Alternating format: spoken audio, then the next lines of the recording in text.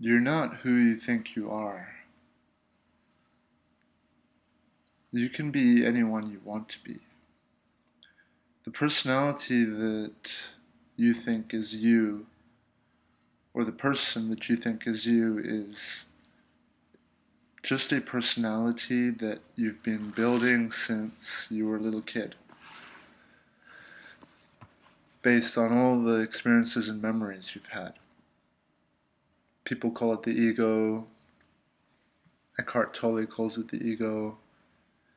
But here's the thing, okay? Like, when you believe that this personality is you, then life can become really difficult because, and when I say difficult, I mean like stressful, a lot of anxiety, a lot of suffering, depression. Why? Because you've created this personality. It's almost like you've created a something like a beautiful piece of artwork that you've just been adding to over the years and taking good care of. This personality is, it's almost like a pet. It's like your own pet of yourself. My pet me. And your pet's got its favorite clothes, haircut, personality, job, house, taste in food. And it when you believe that that is you and you become too attached to this personality, you can start to make change more of a difficult thing to happen in your life, and you can start to become less open-minded, and that can become very difficult. For example, if, for many years, like as part of my personality, I thought I would never like sushi. I'm like, no, no, sushi's not for me. I had this more of a, let's just say, manly kind of image of myself, more of a, I don't know, like cowboy or something like that. Like, no, I just simple way of life, and this is actually going into the cowboy thing. A lot of like people in the States, they and all over the world, they subscribe to these personality types from birth. So I don't want to go into that. It's a long story, but you have to understand that your personality is just something that helps you interact when you go out into the world with people in your environment, mostly with people, with society. Sorry, I got some stuff on my keyboard. So the point of it is to help you to do certain things, help you to survive. That's the purpose of your personality. At the end of the day, we're going to leave this world. We're not going to have that personality anymore. We're only using it while we're on planet Earth. And, you can argue that even when we've gone, our reputation can help the survival of our friends, our family, because long after we're gone, people can that personality that we had while we were alive can still have that power and impact to do a lot in this world. So our personality is super powerful, and of course it does make sense that so many of us, maybe even without being aware of it, we guard our personalities and take care of them so much.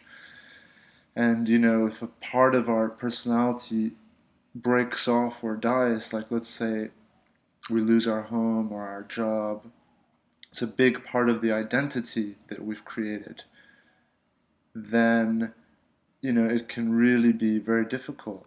And there's nothing wrong with having a personality, maintaining a personality. It's just important to just understand what it is exactly. And so that you don't remain limited to it, and can always be free and open to changes in life. Because the fact is that we are designed to be able to adapt and change. I didn't like sushi, more so because of the idea of sushi. It's expensive, it's small, it's not cooked. It's just, it didn't fit in with my personality. But now I love sushi. It's one of my favorite things. And my personality is very, very diverse. Like, I'm into music, art, martial arts, fighting. I'm into all sorts of things. Politically, I like some of the conservative values. I also love liberal values, and there can be difficulties sometimes when you're so diverse like that, because people that are kind of more set in their ways do enjoy a certain confidence that comes with that. Because let's say if you are patriotic and you have a religion and everything is in place, your personality is in place. I'm a Christian, Republican, patriotic from wherever, yeah? You don't have to worry about so much stuff. You've got all that, you've got your personality sorted, your belief system is sorted, and then you can just kind of like live in that, that category, and then the thing is that you close yourself off a lot. So there's advantages and disadvantages of that.